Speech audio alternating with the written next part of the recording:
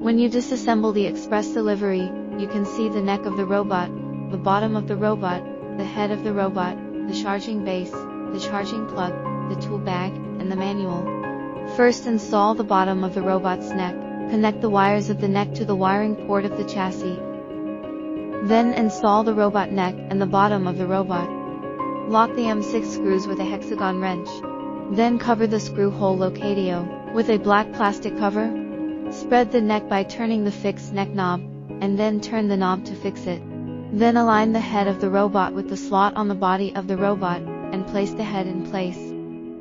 This is what the robot looks like when it's installed. Connect the adapter to the charging base, and place the base against the wall. When plugged in, the charging base will light up. The power button of the robot is located behind the head of the robot. Press and hold for more than 3 seconds. The power indicator will light up after power on. This is the screen after the robot is turned on.